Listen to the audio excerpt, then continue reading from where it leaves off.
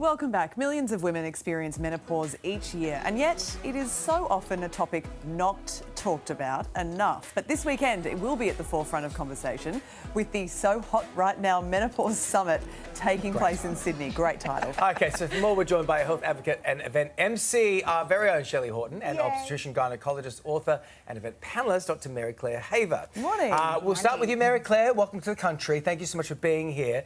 Look, for a long time, we just didn't talk about menopause, right? And now I feel like, especially like through this show in the last year and a half or so, we're starting to have these conversations more.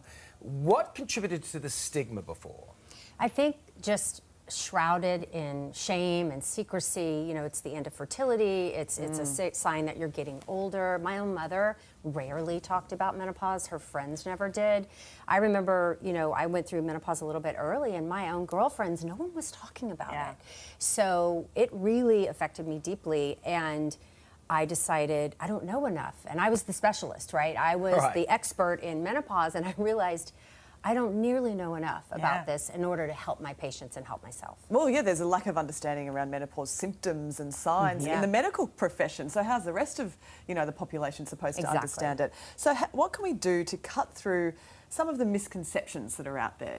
So I think one of the biggest ones is that it's just hot flashes. And what we've learned, what I've learned in the last 3 years when I've done a deeper dive into the science, is that there are estrogen receptors in every organ system of our body. So it's not just the kind of cliche hot flashes, it is musculoskeletal syndrome, body aches, changing skin, changing hair, changing weight, gaining weight in new places. These are, and women are just shocked when they realize that their vertigo, their ringing in the ears could be related to their menopause. Oh, wow. Cheryl, I want to bring you in this because we're talking about this more, I think, because a lot of celebrities, not just yourself, but, you know, Halle Berry spoke about it, Naomi Watts spoke about it, Oprah has spoken about this.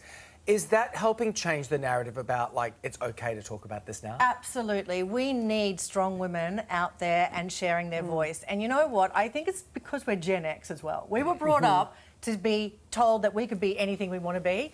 And then we hit perimenopause, and all of a sudden, you just get hit by a ton of bricks, and no one has spoken about it.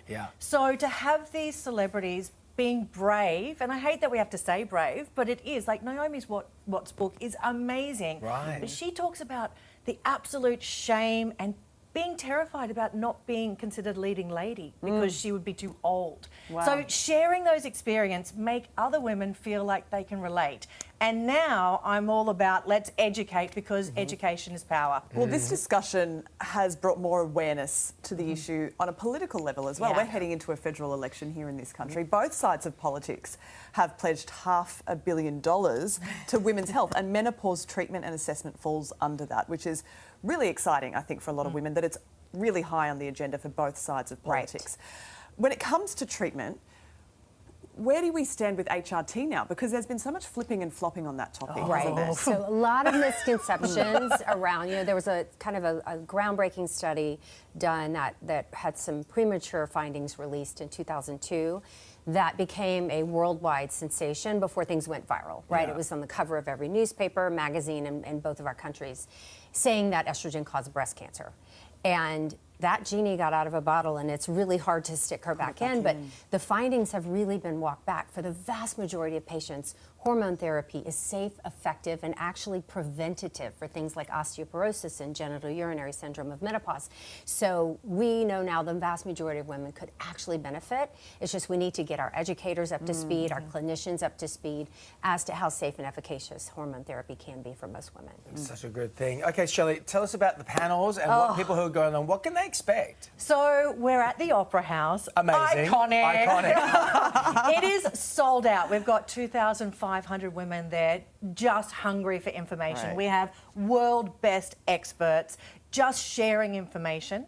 And the great news is you can live stream it. So if you jump on, you can actually watch it live stream, because we can't fit any more people in the Opera House. That's pretty amazing. But I think it's going to redefine it, because as Dr. Mary Claire has said in her book, it's not our mother's menopause. Like, my mum didn't talk to me about it. So many of us have that generational divide of shame and secrecy. This is nothing to be ashamed about. This is a reboot. This is a time to It's a reassess. menopause party at the Opera House It's this a weekend. menopause party. Let's go. So hot right now. So hot right now. The title is perfect. It is. It's bang on. Dr. Have, it's great to have you in the country. Thanks for giving us some time while you're here. Shelley, always great see to you see soon. you. Lovely, thank Enjoy you. the summit. And the So Hot Right Now Redefining Menopause event will be live streamed from the Sydney Opera House this weekend. Tickets are available via the link on your screen.